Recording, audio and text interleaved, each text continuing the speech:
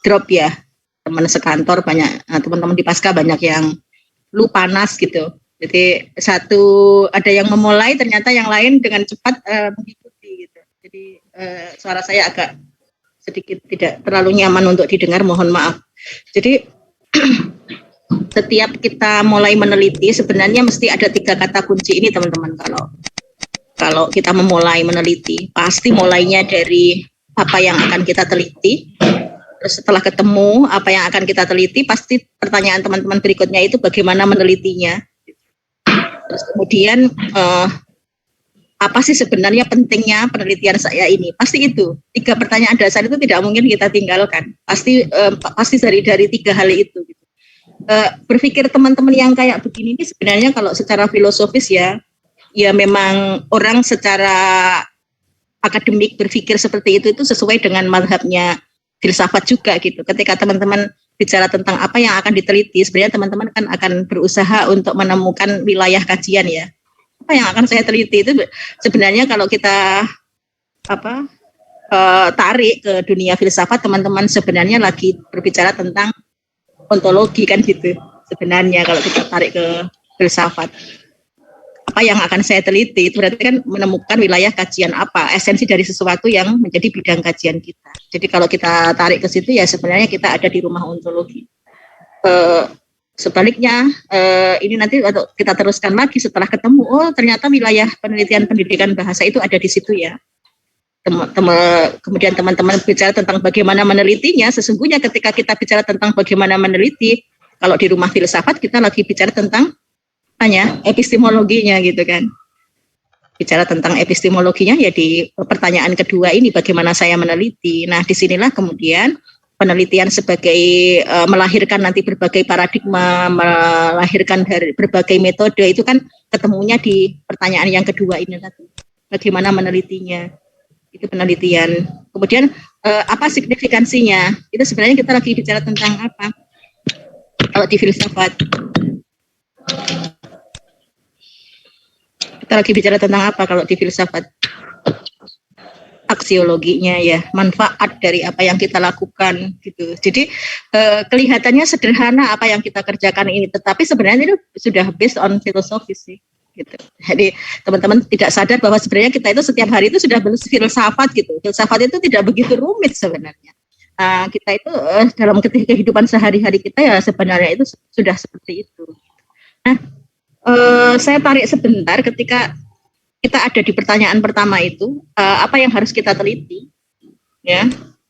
Berarti kalau kita lihat bangunan keilmuan kita, sebenarnya kita lagi menjawab pertanyaan tentang hakikat banyak hal sih. Ya.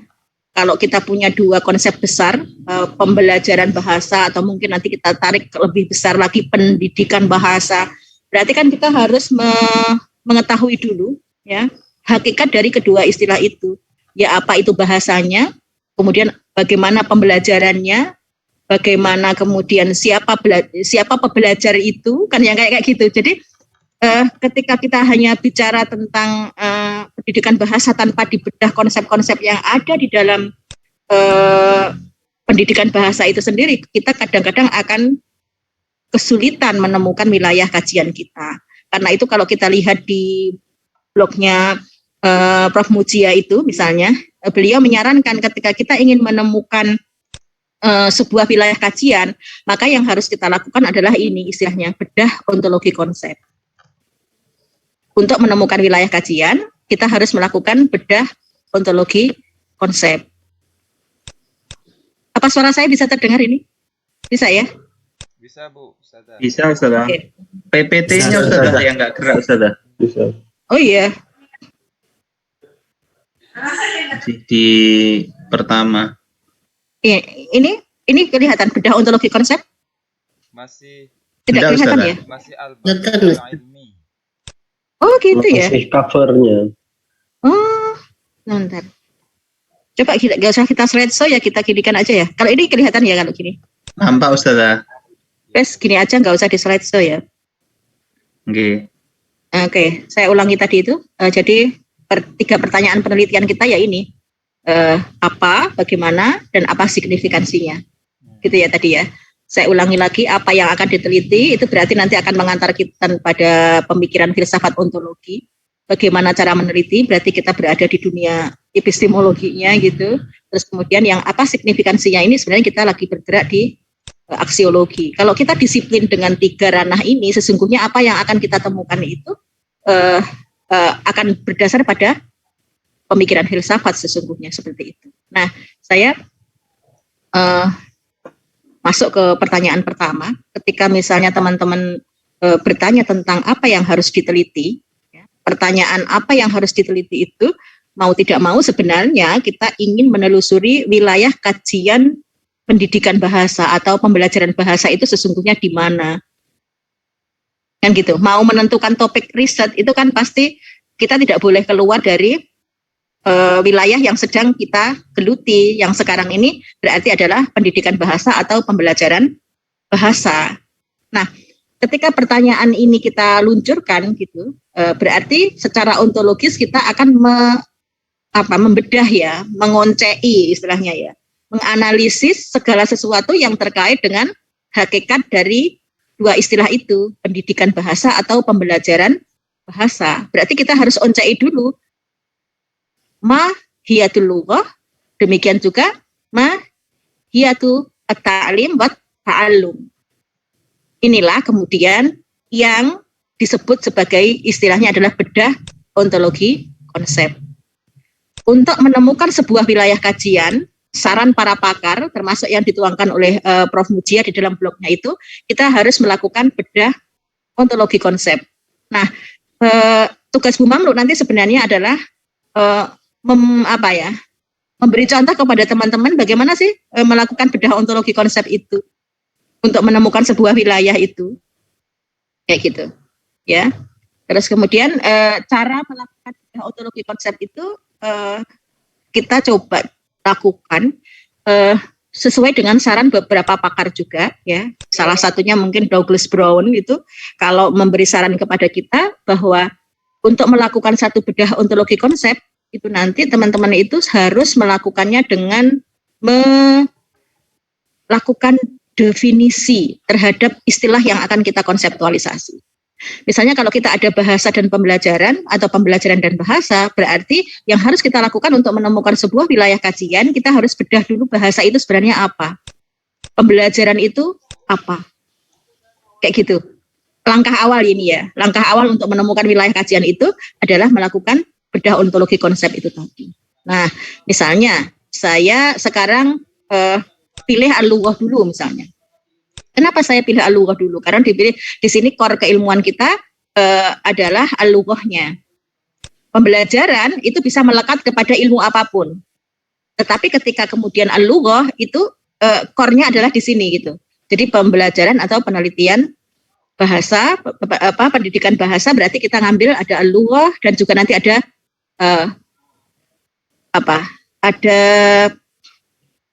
pembelajarannya. Jadi kita lakukan dulu bedah ontologi konsep terhadap istilah al-lughah.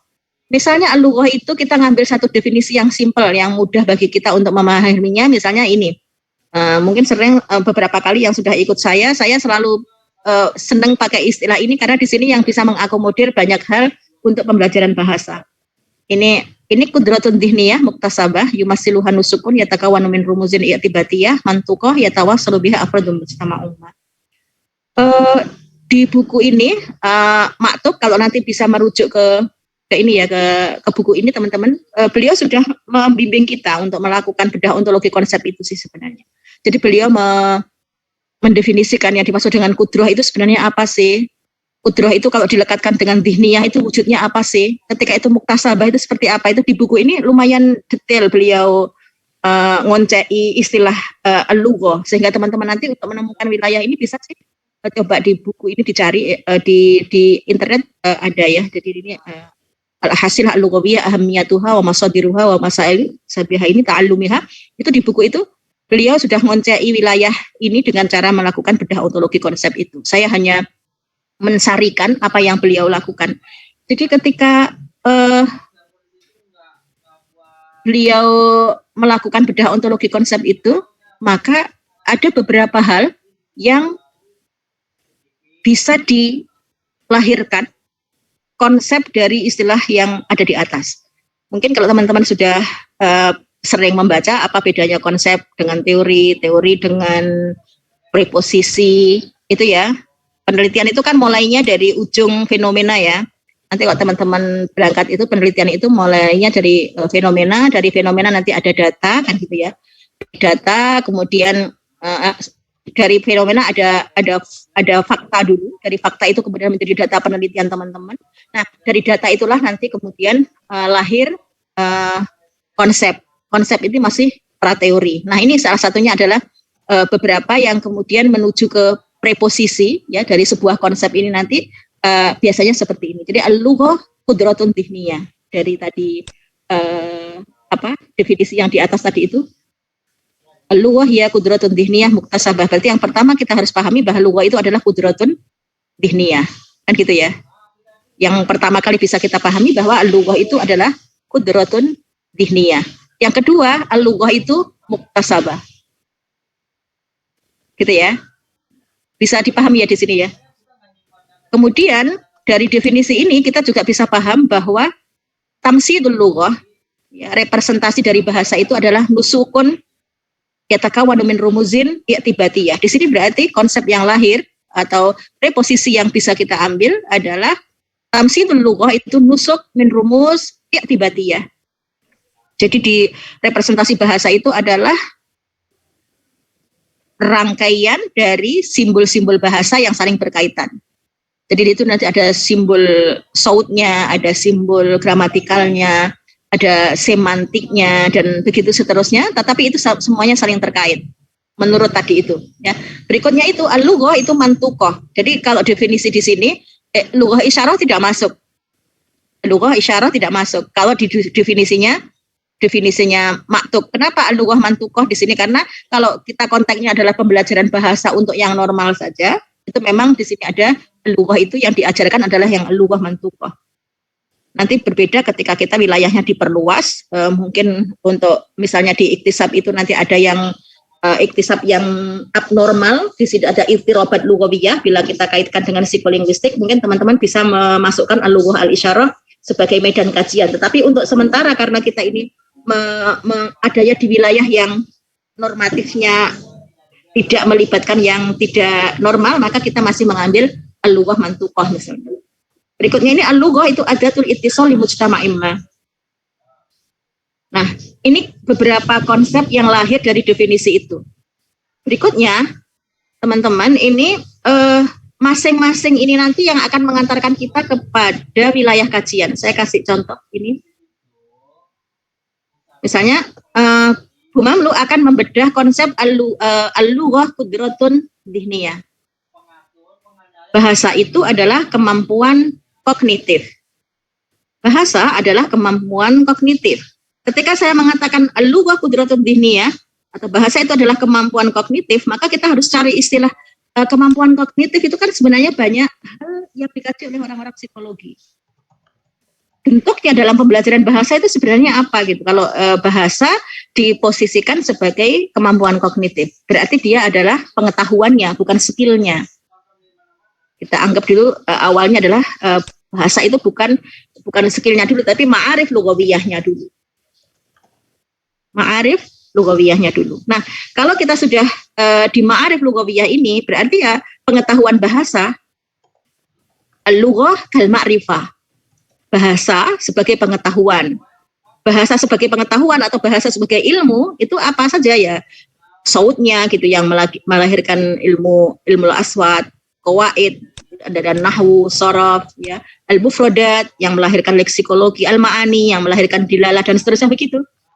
Itu masing-masing kita anggap sebagai wilayah kajian kita ketika kita berangkat dari konsep yang namanya al-lughah qudratun dhihniyah. Bisa dipahami ya apa yang Bu Mahmud sampaikan ini tadi ya. Agak sedikit harus fokus aja sih, harus fokus aja. Jadi ketika kita berangkat dari konsep yang pertama itu tadi, berarti boleh enggak saya mengkaji tentang saud? Boleh enggak saya mengkaji al-qawaid? Boleh enggak saya mengkaji al-mufradat? Apakah kajian-kajian ini ansih murni hanya bagiannya orang-orang linguistik? tidak boleh dikaji oleh orang pembelajaran bahasa. Di dalam kita melakukan bedah ontologi konsep ini, sesungguhnya ketika kita menganggap bahwa apa yang menjadi wilayah kita termasuk di situ bahasa, kita ya sah-sah saja sih nanti akan menjadikan core keilmuan kita di sini. Karena ya gimana pun juga yang harus kita kaji ya pasti berangkatnya dari ini. Tidak mungkin kita sebagai orang yang di bidang pembelajaran bahasa tidak menguasai aspek-aspek ini, demikian juga ketika kita meneliti kok kemudian menafikan hal-hal ini. Ketika fokus kita di sini, itu ya boleh-boleh saja ketika kita mengambil konsep al-lughah sebagai qudratun dhihniyah. Gitu ya. Nah, saya lanjutkan dulu bahwa di sini ini nanti ketika kita mengenal istilah al-ma'arif al-lughawiyah, ini sudah mulai masuk dengan state of the art-nya juga ya nanti. Teman-teman sudah mulai menelusuri wilayah. Sebenarnya ketika saya itu menggunakan istilah al-ma'arif al-lughawiyah, kata-kata al-ma'arif al-lughawiyah itu digunakan oleh dunia akademik itu oleh siapa saja sih yang berkaitan dengan keilmuan kita. Gitu. Di sini saya memberi informasi kepada teman-teman, mungkin ada dua wilayah penting sih yang biasanya dipakai oleh orang istilah al-ma'arif al-lughawiyah ini. Orang-orang linguistik murni juga menggunakannya sebagai satu istilah yang namanya adalah al-kifayah al-lughawiyah. Tetapi kalau orang-orang linguistik edukasional biasanya lebih kita kenal dengan istilahnya adalah al-anasir al-lughawiyah. Karena itu teman-teman kalau bicara tentang ini tadi mufradat, qawaid, ma'ani yang kayak gitu, teman-teman biasanya menyebutnya sebagai anasir al-lughawiyah. Tetapi orang-orang linguistik murni biasanya menyebutnya sebagai apa? Al-kifayah al-lughawiyah. Gitu. Itu nanti menelusuri istilah ini. Ya, kalau misalnya menelusuri istilah ini dari berbagai keilmuan, salah satunya yang berdekatan dengan kita ya ada dua istilah ini nanti, ada al-anasir al-lughawiyah, ada yang al-kifayah al-lughawiyah. Nah, nanti ini yang bagian ini sebenarnya adalah narasi untuk jawaban epistemologinya. Tadi kan saya bilang bagaimana cara mengkajinya, bagaimana cara ininya begitu ya. Nanti akan saya jelaskan di bagian epistemologi yang jawaban yang untuk yang ini. Saya lanjut ya untuk berikutnya. Al-ma'arif al-lughawiyah itu kan terus berkembang di dalam pikiran kita, tetapi bahasa itu tidak akan terlihat. Tadi dengan syarat Tetiman Tukoh itu, bahasa itu harus digunakan dalam liar yang real, yang betul-betul bisa dipakai. Yang kelihatan. Kalau masih al-ma'arif al-lughawiyah itu masih ada di pikiran kita, sistem gramatikalnya, kemudian sistem fonologinya dan seterusnya begitu, itu kan belum bisa terlihat. Karena itulah dalam dunia pembelajaran bahasa kita sering melihatnya dengan istilah bahasa itu yang digunakan. Karena itulah ada yang istilahnya language knowledge, ada yang istilahnya adalah language use atau language in use. Bahasa itu ada yang sifatnya ilmu, ada yang sifatnya praktis digunakan dalam kehidupan sehari-hari. Karena itulah wilayahnya bisa jadi adalah ma'arif al-lughawiyah, bisa jadi adalah istikhdam al-lughah. Karena itulah bahasa itu sesungguhnya punya dua sisi, bahasa sebagai ilmu dan bahasa sebagai praktik. Nah, bahasa sebagai praktik inilah yang nanti akan melahirkan istilah-istilah ini, teman-teman. Ya, kalau menggunakan bahasa itu bisa jadi dia itu adalah sifatnya memahami bahasa itu atau memproduksi bahasa itu. Menggunakan itu ada dua terminologi sederhana. Menggunakan itu bisa jadi orang lain berbicara atau orang lain mengungkapkan sesuatu kemudian kita memahaminya. Atau sebaliknya, kita yang kemudian memproduksi bahasa itu. Karena itulah teman-teman mengenal bahwa dalam bahasa itu ada yang sifatnya reseptif, ada yang sifatnya produktif. Itu sebenarnya karena di sini ini. Jadi al-maharat yang sifatnya reseptif itu berarti al-maharat apa? Comprehension, kita memahami apa? Istiqbaliyah, idrokiyah. Kalau dalam dua maharoh yang kita kenal, nanti ada dua maharoh yaitu istima dan apa? Qiraah. Itu masuk di mana? Dimasuk di al-maharat al-istiqbaliyah atau al-idroki.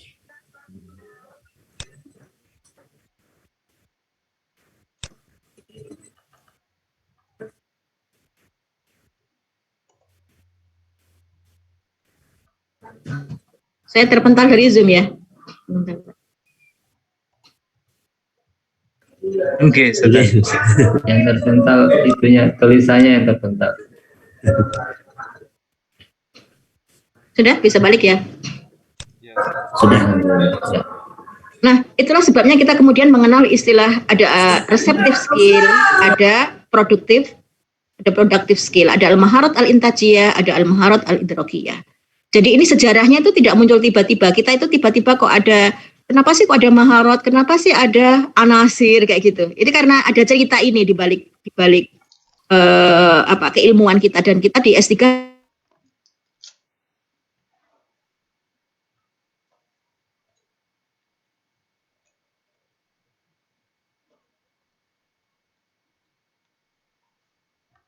wilayah itu betul-betul secara detail kita memutuskan sesuatu. Kenapa ini saya pilih sebagai topik riset, karena memang ini adalah wilayah saya. Dari mana? Karena saya menentukan wilayah dengan cara melakukan bedah ontologi konsep. Dari konsep ini lahir wilayah ini, dari konsep ini lahir wilayah ini. Nah, teman-teman ketika nanti itu memilih sebuah topik riset, teman-teman itu sudah bisa mempertanggungjawabkan bahwa itu betul-betul wilayah saya.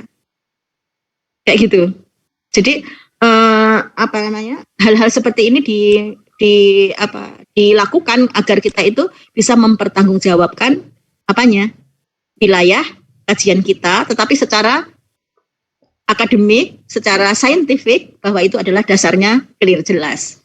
Demikian juga tadi beberapa istilah ini, istikhdam al-lughah atau language use, itu tadi kalau orang linguistik murni menyebutnya sebagai al-ada al-lughawi, performance. Teman-teman sering ya, ada al-ada al-lughawi, itu bahasa yang sering dipakai oleh orang-orang linguistik murni. Bahasanya Chomsky itu biasanya pakai al-ada al-lughawi. Tetapi kalau kita ya sering mengistilahkannya untuk mempermudah orang-orang linguistik educational mempraktikkan, itu kita mengenal dengan istilah al-maharat al-lughawiyah. Jadi masing-masing istilah ini sebenarnya lahir dari konsentrasi keilmuan yang itu berbeda gitu. Meskipun wujudnya itu sama. Tapi konsep yang mereka lahirkan, teori yang mereka lahirkan, nanti ke depan menjadi teori atau masih menjadi preposisi, tapi sesungguhnya itu melakukan perjalanan yang itu berbeda. Gitu. Itu salah satunya contoh melakukan bedah ontologi konsep. Nanti ada beberapa contoh lagi sih sebenarnya yang saya berusaha untuk sebentar.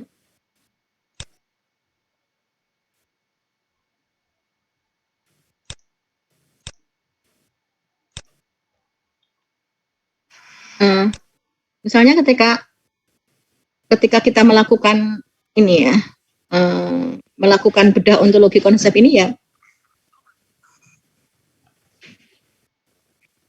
ini aja seperti ini. Jadi kita mencoba untuk membedah wilayah-wilayah itu menjadi beberapa hal. Misalnya bahasa itu sebagai kemampuan kognitif, bahasa itu diperoleh, bahasa itu merupakan ini ya, komponen-komponennya terdiri dari simbol-simbol yang saling terkait, bahwa ini. Nah, masing-masing dari istilah ini nanti itu akan melahirkan beberapa wilayah kajian. Ini yang tadi Bu Mahmud terangkan adalah bahasa adalah kemampuan kognitif.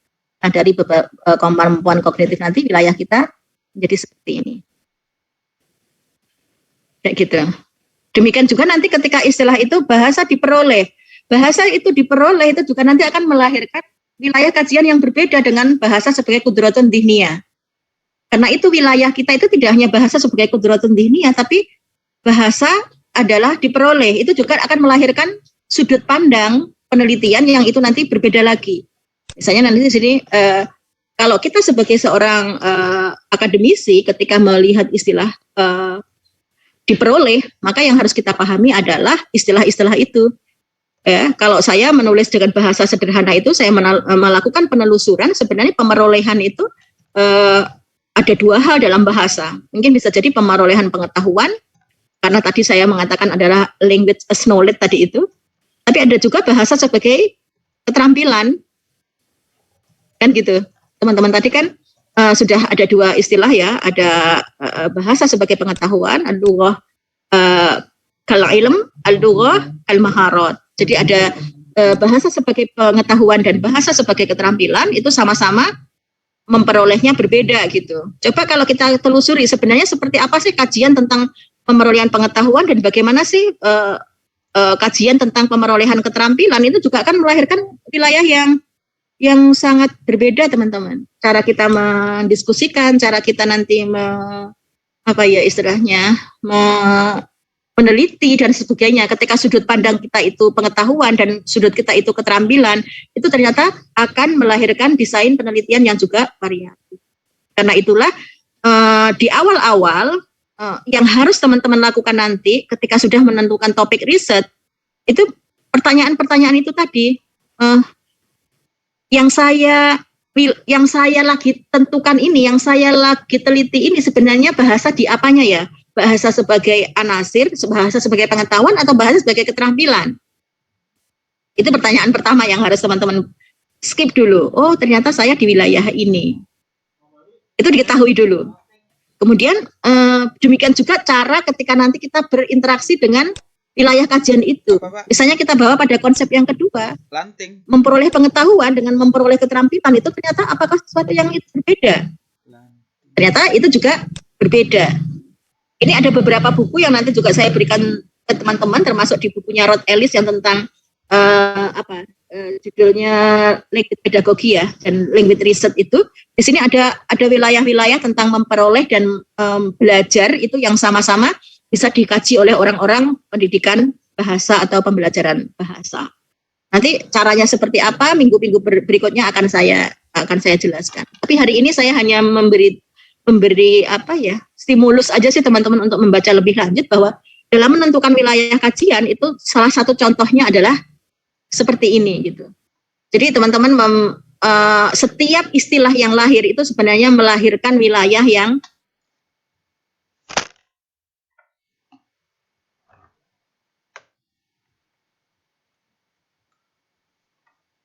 perlu lebih rinci lagi. Nanti mungkin teman-teman bisa membaca dulu kemudian nanti mendiskusikan dengan saya. Kemudian untuk yang wilayah berikutnya ini bisa jadi bahasa sebagai al-mantuqah gitu ya. Lughah itu mantuqah. Nah, lughah mantuqah itu sesuatu yang berbeda dengan lughah maktubah. Nah, itu akan banyak sekali berbicara tentang lughah mantuqah dan lughah al-maktubah. Kapan lughah itu mantuqah? Apakah lughah mantuqah itu ketika saya konsentrasinya pada lughah mantuqah, cara menelitinya beda dengan lughah maktubah? Itu ternyata diskusinya juga cukup rumit, yang biasanya teman-teman tidak begitu menyadari itu misalnya. Kalau lughah maktubah itu ternyata semuanya adalah fusha. Lughah maktubah itu adalah lughah sehari-hari gitu. Bisa jadi lughah maktubah nanti masuknya banyak di wilayah language knowledge. Lughah maktubah itu lughah mantuqah ternyata banyak yang di istikhdam al-lughah. Nanti teman-teman kayak gitu akan menemukan. Setelah apa? Setelah nanti betul-betul memahami masing-masing konsep itu ketika dibedah bidang risetnya akan melahirkan berbagai wilayah riset yang sangat luas. Ya, ini hanya pemantik aja ya, karena kita masih pertemuan pertama, tidak akan saya jelaskan secara detail, secara keseluruhan. Nanti diskusinya mungkin akan berkembang setelah teman-teman menindaklanjuti apa yang saya ungkapkan hari ini untuk melakukan bedah ontologi konsep dari masing-masing definisi yang teman-teman inginkan. Pembelajaran juga nanti begitu. Pembelajaran itu apa saja wilayahnya? Oh, belajar itu begitu.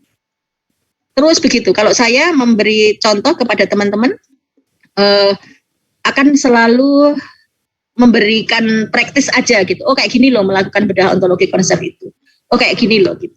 Nanti saya berharap nanti ini bisa menginspirasi teman-teman untuk melakukan tindak lanjut ya dari apa yang sudah saya lakukan. Saya masuk berikutnya. Sebelum saya masuk ke epistemologi, mungkin teman-teman ada yang bertanya. Ini kita masih di pertanyaan apanya ya. Apa itu tadi berarti kita melakukan bedah ontologi konsep. Nanti kalau sudah masuk ke bagaimana, ini bisa kita yang kedua yang itu menentukan desain penelitiannya. Jadi saya di kuantitatif, saya di kualitatif, atau kemudian saya nanti dari sekian desain nanti itu mana yang saya pilih, apakah kuantitatif model survei, apa kuantitatif model eksperimen, atau mungkin kualitatif yang etnografi atau studi kasus dan seterusnya begitu. Itu nanti di wilayah bagaimana meneliti, ya epistemologinya. Ada yang ditanyakan sebelum saya lanjutkan?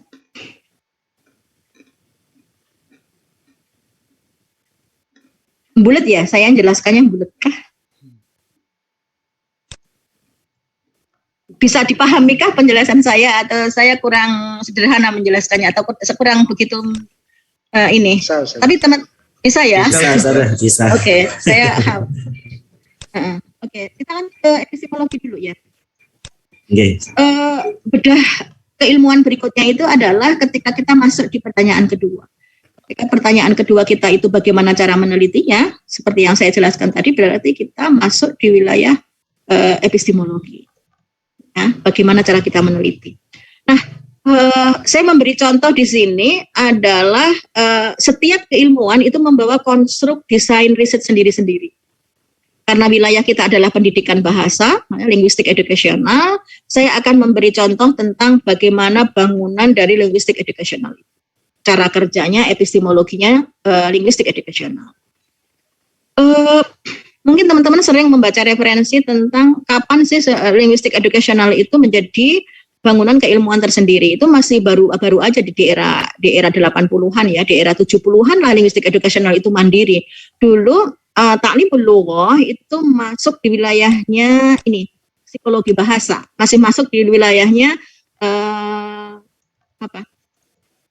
di wilayah ilmu lughah nafsi dulu gitu.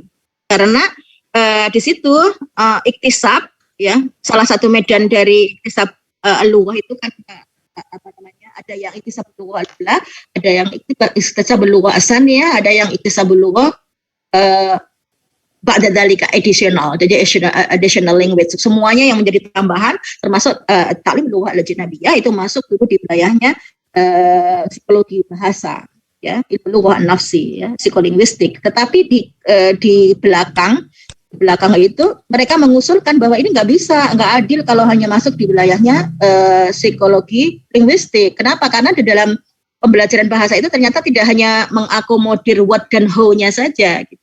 Tidak hanya mengakomodir apanya dan bagaimana cara mengajarnya, tapi juga ada fenomena sosial yang tentang variasi bahasa, kemudian bagaimana tindak tutur bahasa sebagai bahasa komunikasi itu nggak bisa dikaji oleh orang linguistik ataupun orang psikologi saja, tapi di situ butuh ilmu-ilmu antropologi, ilmu-ilmu sosial dan seterusnya begitu, yang sehingga kalau itu hanya dimasukkan sebagai ilmu dari ilmu lughah nafsi, rasanya tidak adil disebut sebagai bagian dari ilmu lughah nafsi. Karena itulah kemudian pada saat itu dari perdebatan dari berbagai kajian linguistik educational kemudian mengusulkan mereka sebagai ilmu tersendiri, nggak mau dikatakan sebagai bagian dari psikolinguistik. Gitu.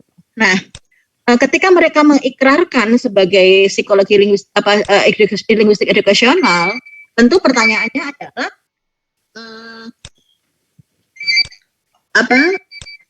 apakah bisa sih mempertanggungjawabkan bahwa mereka itu adalah ilmu yang mandiri gitu. Karena persoalannya setiap ilmu itu meloncengkan diri sebagai ilmu yang mandiri, maka dia harus punya bangunan keilmuan yang mapan. Sebentar, saya mohon izin.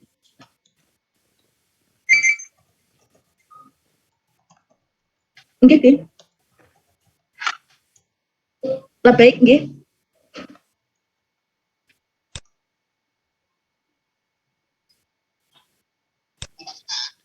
Mboten ngajar saking rumah ini. Agak suka enak mau ke. Oke. Nggih, assalamualaikum.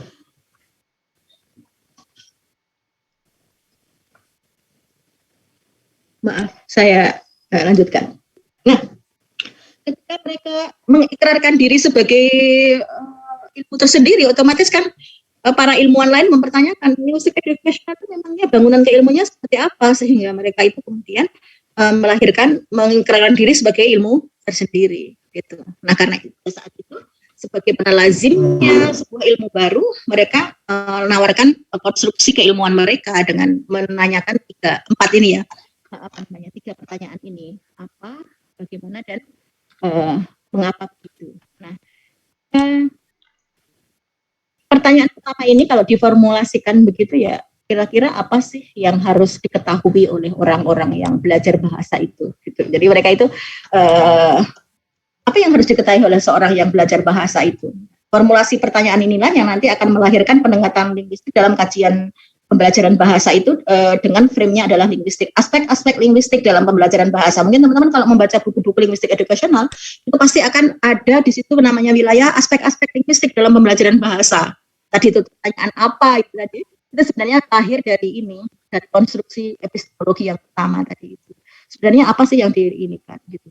Terus kemudian nanti pertanyaan yang kedua ini, kalau kita bertanya apa sih yang harus diajarkan, kita sebagai guru itu harus mengajarkan apa sih? Pasti teman-teman kan jawabnya ya diajarkan ya nahune, sorofe, terus kemudian mufrodatnya, ma'aninya. Kadang-kadang teman-teman kayak gitu. Nah, cara kita bekerja seperti itu akan melahirkan wilayah kajian teori-teori linguistik yang itu di rumahnya adalah rumah linguistik. Gitu.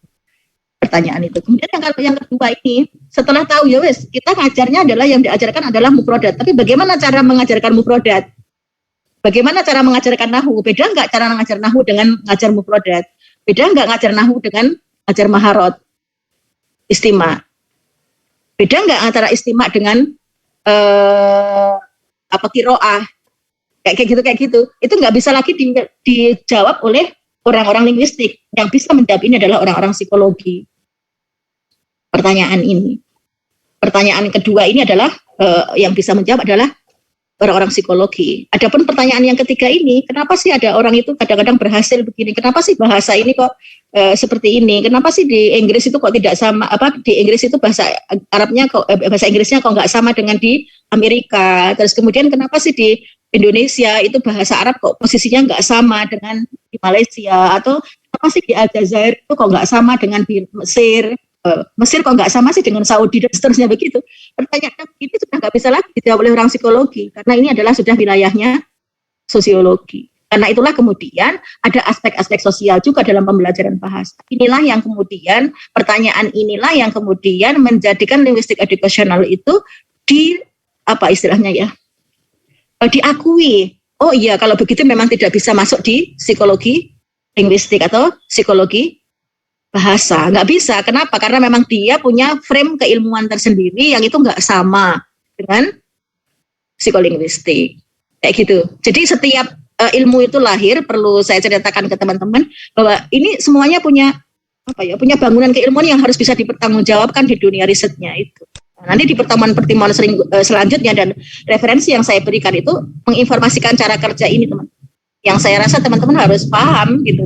Cara kerjanya orang linguistik edukasional itu sebenarnya seperti apa sih dalam menentukan wilayah, kemudian dalam menentukan teori yang lahir dan seterusnya begitu. Karena masing-masing ini sesungguhnya nanti itu akan melahirkan framework dan pemikiran yang berbeda. Teori-teori yang kita pakai tadi saya mengatakan bahwa teman-teman ketika fokus kita itu kepada bahasa sebagai lughah kal ilm, berarti kita ada di linguistik ini. Itu teori-teori yang tersedia itu sebenarnya seperti apa saja sih? Contohnya kayak apa sih? Fokus kajiannya itu sebenarnya apa sih? Itu kayak gini nih teman-teman. Misalnya kalau saya itu wilayahnya adalah linguistik sebagai bagian dari ilmu, tadi itu saya baik itu internal linguistik atau eksternal linguistik ataupun linguistik hubungannya dengan lughah wal fikr dan seterusnya begitu. Itu kan masing-masing akan melahirkan teori yang itu berbeda dengan yang psikologi, karena yang psikologi yang dibicarakan adalah learning prosesnya, bagaimana perbedaan individu dan seterusnya begitu. Yang itu frame teorinya yang kita gunakan juga akan teorinya berbeda. Di sini ada information processing teori, ada process ability teori, ada connection. Gitu. Kenapa ini lahir semuanya? Karena kita memandang pembelajaran bahasa dari sudut perspektif psikologinya. Demikian juga nanti di sosial perspektif itu juga akan melahirkan fokus kajian yang berbeda dan teori-teori yang kita pakai nanti juga akan berbeda. Ini hanya sebagai contoh bahwa setiap bangunan keilmuan akan melahirkan fokus yang berbeda. Setiap cara kita pandang berbeda itu akan melahirkan teori yang berbeda atau framework yang berbeda. Ini epistemologi, salah satu contoh mengkaji epistemologi. Setiap perbedaan cara sudut pandang kita, setiap perspektif yang kita gunakan itu berbeda, maka akan melahirkan cara pandang penentuan teori yang juga nanti akan berbeda. Itu pemantik kuliah kita aja sih nanti.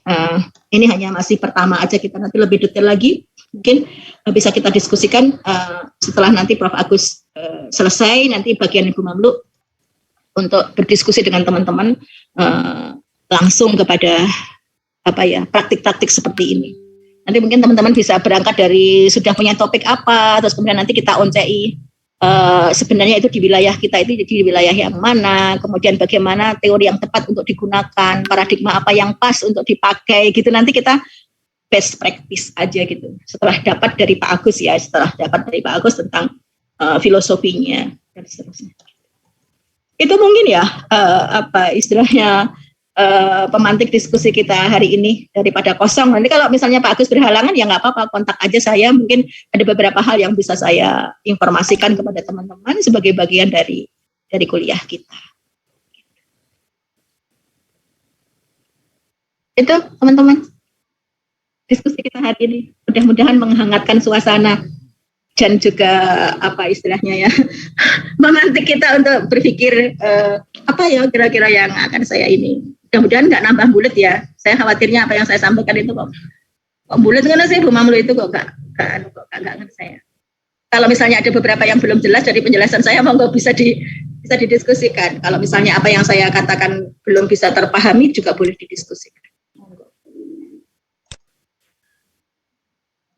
Jazakumullah Ustazah.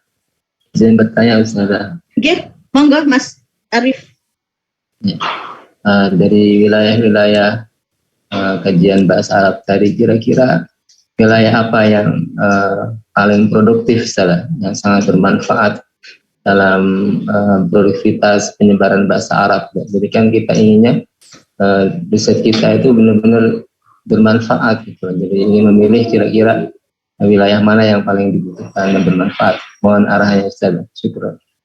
Iya, untuk menentukan kemanfaatan tadi itu, kita kan ada di wilayah yang ini ya, ada di wilayah yang ketiga. Sebenarnya setelah saya neliti ini sebenarnya bisa dipakai orang atau enggak sih? Sifat kemanfaatannya itu di apa ya? Definisi manfaat sendiri itu nanti luas gitu. Bisa manfaat itu sifatnya adalah sampai pada level teoritis. Kita itu bisa memberi manfaat itu levelnya teoritis sampai bisa menemukan model apa namanya istilahnya ya teori baru dalam pembelajaran bahasa. Itu pasti manfaat juga Pak Arif, pasti akan manfaat juga gitu. Misalnya selama ini di sebuah lembaga tertentu cara berpikirnya itu kok bahasa itu sebagai ilmu saja ya, misalnya Pak ya. Jadi yang diudak-udak itu ya nahunya ya sorohnya begitu, tapi dia belum menyentuh wilayah-wilayah yang apa namanya linked use gitu, atau mereka belum bisa membedakan seandainya saya itu berpikir kayak begini ini sebenarnya ada di mana ya. Oh berarti saya akan bermanfaat apa yang saya risetkan itu ketika saya memberikan apa ya nuansa baru bagi mereka untuk berpikir lebih ke arah istikhdam al-lughah. Selama ini mereka masih al-lughah kal ilm saja. Saya akan mencoba sih menawarkan pada mereka. Ini manfaatnya jadi lebih besar. Kenapa? Akan kelihatan lebih besar ketika itu diorientasikan kepada sesuatu yang memang itu akan membawa kebaruan. Karena itulah di dalam kata kunci yang teman-teman nanti harus memilih sebagai topik riset itu namanya adalah novelty itu. Apa sih kebaruan yang ditawarkan kita itu betul-betul bermanfaat secara institusional, secara baik itu secara sekupnya itu di sekup yang mikro tempat kita bekerja sendiri atau mungkin lebih makro, baik itu skalanya nasional. Alhamdulillah kalau lebih-lebih bisa teman-teman bermanfaat untuk internasional itu ya luar biasa. Tapi manfaat itu didefinisikan dulu, dimanfaat dalam sekup seperti apa. Kalau misalnya sekupnya dalam sekup institusional di dalam Bapak bekerja atau sekupnya adalah di mana kita akan memberi pada lembaga tertentu, maka kemudian kita akan fokus kepada kebutuhan dari lembaga itu. Kalau misalnya nasional, misalnya kalau nasional ini sekarang isunya lagi apa ya? Oh ternyata ini pembelajaran bahasa ini kan baru ada KMA baru 183, tiba-tiba sudah lonceng lagi kurikulum prototipe gitu ya. Prototipe itu ternyata berbeda banget loh ini nuansanya. Nah, antum ingin punya kontribusi secara nasional. Bagaimana saya mempelajari prototipe yang sekarang kurikulum prototipe yang sekarang diloncengkan yang baru tanggal 14 Februari kemarin dilonceng oleh Mas Menteri. Kemudian, ini gimana ya reaksi orang-orang madrasah dengan adanya lonceng dari Mas Menteri. Nah, kalau semua berpikirnya begitu, ini berarti saya harus mendesain pembelajaran bahasa Arab di madrasah atau di sekolah dengan kurikulum prototipe. Nah, ini manfaatnya jadi nasional. Gitu Pak. Jadi manfaat itu ditentukan dulu, saya akan memberi manfaat kepada siapa, baru nanti isu terbaru dari konteks penelitian saya itu seperti apa. Kurang lebih nanti kayak gitu. Syukran jazakillah Ustazah. Oke. Iya. Assalamualaikum Ustazah. Waalaikumsalam. Monggo Mas Hambali. Saya ingin bertanya Ustazah. Terkait dengan wilayah kajian tadi, nampaknya dulu bahasa dianggap sebagai ilmu saja. Karena saya lulusan pesantren Ustazah, pesantren tradisional. Dulu waktu pesantren tuh tidak diajari maharoh, hanya diajari nahwu shorof saja. Terus saya ke kampus, baru kemudian ada maharoh. Dan saya mendalami kuliah di perkuliahan, kelihatannya buku-buku zaman dulu itu nggak ada fokus ke pembelajaran bahasa dari sisi maharoh. Nah, yang buku-buku modern, yang kontemporer, yang modern, nggak tahu ini diinisiasi dari Barat, apa pengaruh dari De Saussure gitu-gitu. Muncul pembelajaran bahasa yang menggabungkan keduanya, yaitu ilmu dan praktek, ilmu dan maharat. Seperti Arabia Baina Yadaik yang keluaran dari Arab Saudi, ada Al-Arabia Mu'asaro dari Jerman, gitu-gitu. Yang ingin saya tanyakan itu, bagaimana Ustazah kalau misalkan mengkaji bahasanya dari semua unsur itu gitu Ustazah.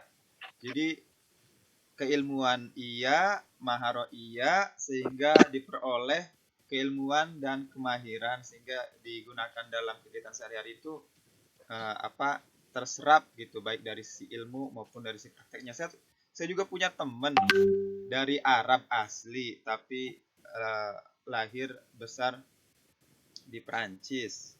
Dia itu ngomong Arabnya lancar sekali, tapi nggak tahu fi'il madhi fi'il mudhari gitu. Nah, mungkin ini yang belajar bahasa dari sisi praktek. Sementara saya itu hafal beberapa kitab kuning yang tata bahasa, tapi nggak selancar mereka ngomong Arabnya. Nah, zaman sekarang kelihatannya sudah menggabungkan dua istilah itu Ustazah. Nah, apakah nanti wilayahnya itu diambil semuanya gitu, atau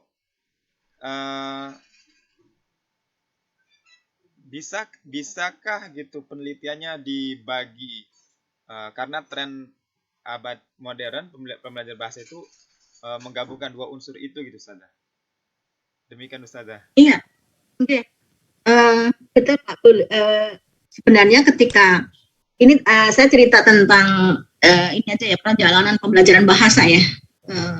Pelajaran pembelajaran bahasa itu ada dibagi menjadi 3 era Pak Hambali. Ada dan juga teman-teman yang lain. Ada era yang namanya environmentalist era, kemudian nanti ada berikutnya itu ada era berikutnya yang namanya innatist era. Terus kemudian nanti ada interaksionis era. Nah, kita sekarang ini ada di rumah interaksionis era ya. Di mana kita sudah mulai bermadhab penggabungan konstruktivisme dari psikologinya dan functional linguistik di bagian linguistiknya. Kalau di innatist itu yang paradigma yang kita pakai itu madhabnya adalah madhab psikologinya itu psikologi kognitivism. Terus kemudian untuk linguistiknya itu linguistiknya Chomsky, generatif transformatif. Untuk yang era pertama dulu ketika kita belajar bahasa itu di era environmentalis itu yang paling kuat itu eranya Skinner dan kawan-kawan ya, untuk psikologinya psikologi behavioristik. Terus kemudian untuk linguistiknya itu punyanya Ferdinand de Saussure. Itu melahirkan era environmentalis. Nah, masing-masing era ini ternyata memang punya sudut pandang yang berbeda terhadap pembelajaran bahasa. Dan apakah kita kemudian bisa mengadopsi dua-duanya, language as knowledge dan language sebagai practice in use, itu ternyata ya memang anjurannya begitu gitu. Sehingga bahasa itu tidak bisa memisahkan antara dia sebagai keterampilan atau bahasa sebagai pengetahuan, karena sesungguhnya di dalam kita melakukan atau mempraktikkan bahasa, kita tidak bisa menafikan bahwa di situ ada pengetahuan yang include di situ. Nah, ini terkait dengan pola ini saja Pak, pola berpikir. Misalnya gini, kalau orang fungsionalis itu ketika berpikir menganggap bahasa itu adalah sebagai kesatuan yang tidak bisa dipisahkan. Misalnya kalau saya itu ngomong, tidak mungkin saya hanya melihat di situ ada aswat saja. Dalam aswat itu pasti ada gramatikalnya, dalam gramatikal itu ada paragrafnya, dan seterusnya begitu kan, kita nggak bisa menafikan itu. Orang-orang fungsionalis itu lebih menganggap bahwa bahasa itu satu kesatuan yang nggak bisa dipisahkan. Sehingga ketika kita ngaji maharot, sekaligus sebenarnya kita mesti ngajar di situ, mengkaji juga di situ adalah anasir al-lughah. Kenapa? Karena maharot tidak mungkin lahir kalau di situ tidak ada anasir al-lughawiyah. Cara berpikir seperti ini itu kita lebih kepada orang-orang fungsionalis linguistik. Nah, bisa dan tidak bisa itu nanti boleh Bapak memadukan antara istiqamul lughah dengan kemudian al-lughah al-ma'lumatiyah, tapi tahu kalau saya memadukan seperti ini, itu berarti saya bermadhab linguistik apa ya, berparadigma psikologi apa ya, itu yang lebih penting bagi teman-teman S3. Sehingga nanti ketika menentukan ansitoh tadribiyah, ketika menentukan materi, ketika menentukan gramatikal mana yang penting dan seterusnya begitu, itu sesuai dengan aturan itu. Contohnya kalau orang-orang yang ada di maharoh lughawiyah, buku-buku modern seperti yang tadi jenengan sebutkan, Arabiyah Banayadaik atau yang lain sekarang ini, ketika mengajarkan nahwu itu ya sesuai dengan kebutuhan dari maharoh yang diinikan gitu. Karena itulah nanti ada tren tentang functional grammar gitu ya. Sebenarnya kalau kayak saya itu lagi mendesain teks untuk deskriptif atau itu saya butuh nahwu apa ya, yang diajarkan adalah nahwu yang dibutuhkan itu. Berbeda dengan ketika mazhab kita dulu masih lughah kal ilm, butuh apa wis masih aku kate ngajar orang ke luar negeri ya, tak mulai dari al-kalamu wal lafdzul mufid. Nah itu untuk mencerna al-kalamu wal mufid itu dikonstruksi detail gitu kan, nanti dipakainya kan suatu saat gitu lagi. Kapan juga saya pakai itu kan gitu. Gramatikal itu di dalam konstruk functional linguistik dan juga pada mazhab yang terakhir di interaksionis itu bukan tidak penting, tetapi diajarkan sesuai dengan kebutuhan gitu. Berbeda dengan ketika kita memfokuskan bahwa setiap maharoh setiap gramatikal itu penting tidak penting, itu harus dibahas secara tuntas. Itu kan menganggap lughah kal ilm ya Pak. Nah itu yang saya maksudkan. Mengetahui tadi itu wilayah secara keseluruhan, perjalanan secara historis dari awal sampai akhir itu bisa membantu kita untuk menentukan data yang tepat, gitu. Data yang tepat dan juga materi yang tepat untuk kita jadikan bahan kita mengajar. Itu Pak Hambali. Jadi mungkin cerita saya yang agak panjang dari pertanyaan ini tadi bisa memberi gambaran jenengan kapan saya sebagai seorang yang peneliti, apakah itu memang betul-betul akan memisahkan antara bahasa sebagai pengetahuan dan bahasa sebagai keterampilan. Di eranya sekarang malah justru memang tidak begitu. Tetapi ala kulli hal dan bagaimanapun ala kulli waktin kita tahu bahwa kayak gitu ya posisinya ya. Kita harus paham di situ ya gitu. Di balik semua itu sebenarnya ada madhab berpikir, ada paradigma yang kita harus paham dalam menentukan. Nah, tugas di S3 itu tidak sekedar mendesain sesuatu yang itu tidak dipahami gitu. Itu ya yang lebih saya tekankan adalah ketika dengan melakukan seperti itu basis keilmuannya apa?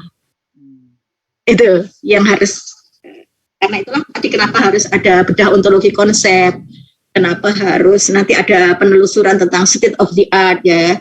Kalau saya menentukan riset kayak tadi itu dari awal sampai akhir gitu, seperti apa? Saya kasih contoh ini Pak Hambali. Kalau saya misalnya menulis sesuatu atau mencari sesuatu, misalnya gini, saya itu lagi seperti sekarang itu mengajar tentang penelitian pendidikan bahasa. Sebenarnya penelitian pendidikan bahasa itu orang yang pernah menulis topik tentang itu siapa saja gitu. Biasanya saya nyari dulu nyari dulu. Jadi kalau saya langsung Google ini di handbooknya Applied Linguistics begitu, nanti saya akan menemukan beberapa karya buku ini yang ketika melakukan atau pendefinisian terhadap pendidikan bahasa itu ternyata terpotong-potong gitu. Jadi ketika madhabnya itu hanya madhab orang-orang positivistik, maka lahirlah buku-buku seperti ini sehingga definisi itu menjadi sempit gitu. Saya biasanya nelusurinya gitu Pak Hambali. Masing-masing orang itu ternyata ketika membuat definisi, ketika membuat frame, ketika meneliti apa begitu itu masing-masing sesuai dengan paradigma yang mereka anut. Termasuk dari sekian banyak buku ini itu masing-masing ternyata mazhabnya berbeda ketika mendefinisikan istilah pendidikan bahasa. Saya hanya mencari istilah ini dari sekian ini ternyata mereka nggak sama semua ya. Kenapa ya alasannya? Nah, ketika saya menemukan di balik alasan ini mereka itu ada alasannya, itu baru saya kalau begitu nanti ada kekurangan di aspek ini yang harus saya cari.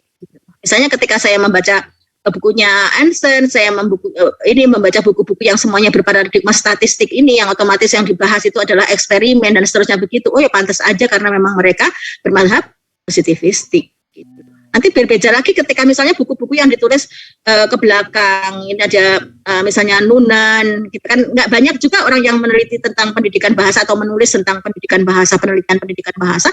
Oh cara mereka berpikir ya memang sudah classroom action research, yang berarti guru itu posisinya seperti ini, cara mendefinisikan mereka seperti ini. Oh ini wacana, studi wacana sudah masuk dan seterusnya begitu Pak. Jadi masing-masing nanti apapun yang jenengan apa istilahnya ya, jenengan ini tetapkan, itu sudah ada yang menjadi penting untuk dicatat oleh teman-teman di S3 adalah ada pertanggungjawaban terhadap apa yang dipilih. Dan pertanggungjawaban itu adalah sifatnya ilmiah dan itu bisa diterima oleh berbagai orang yang sebelumnya. Nah, kebesaran seorang ilmuwan itu tidak bisa mandiri, tetapi kebesaran seorang ilmuwan itu di atas ilmuwan yang lain, di punggung ilmuwan yang lain. Tradisi di saintis yang seperti inilah yang sesungguhnya kemudian istilahnya tadi bisa dipertanggungjawabkan pilihan saya, kayak gitu. Karena keabsahan apa yang kita lakukan itu ternyata diakui oleh mereka ketika metodologinya tepat, gitu kan? Karena kita juga lagi mengajarkan metodologi penelitian, sehingga sebenarnya kan kebenaran itu bisa dicapai oleh banyak hal ya. Apa aja kita merenung, kita mendapatkan ilham, kita mendapatkan wahyu, itu kan juga bisa mencapai sebuah kebenaran. Tetapi dalam konteks kita di dunia akademik riset, itu salah satu yang menjadikan kita itu bisa diterima dan tidak diterima, itu ternyata adalah pola metodologi yang kita tetapkan. Karena itulah kemudian cara berpikir kita terhadap pilihan apapun itu tidak bisa berdasarkan feeling saya, menurut saya, rasa saya, gitu ya, menurut inspirasi saya, gitu tidak bisa. Tetapi harus itu betul-betul empirik, gitu. Itu salah satu data ilmiah itu kan yang di situnya. Nanti jadi di situ aja Pak Hambali, penetapan itu boleh, jenengan mau mengkreat yang seperti apa itu boleh, tapi harus bisa bercerita. Sebenarnya kreasi saya atau berpikir saya seperti ini itu berdasarkan ini loh. Sehingga nanti ketika jenengan menetapkan pilihan itu tidak tumbang ketika ditanya oleh orang lain kenapa ini, kenapa begitu, kenapa kemudian seperti ini, kenapa seperti itu jenengan sudah punya pertanggungjawaban ilmiah. Nah, kita di S3 sebenarnya belajar untuk menarasikan itu. Syukran Ustazah. Oke, itu ya gambarannya. Jawabannya jadi panjang sekali, padahal maunya kan boleh atau tidak gitu. Tapi untuk menjawab itu memang butuh narasi yang cukup panjang secara historis. Ya, syukran Ustazah. Oke.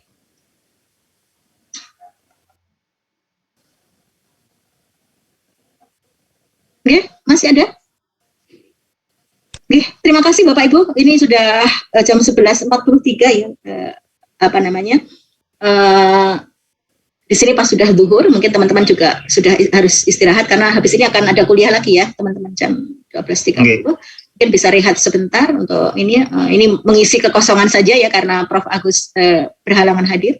Mudah-mudahan tergantikan meskipun tidak seperti Prof. Agus, tapi minimal ada input lah yang bisa kita diskusikan hari ini.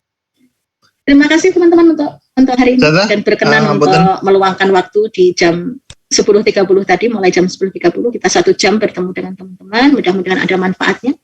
Kita tutup dengan doa kafaratul majelis. Subhanakallahumma bihamdika asyhadu an la ilaha illa anta astaghfiruka. Mudah-mudahan ada manfaatnya. Amin. Izin untuk keluar dari ruangan. Ustazah, ngapunten Ustazah. Injih, baik. Untuk Mas. minggu depan berarti kembali ke Prof Agus nggih, Ustazah?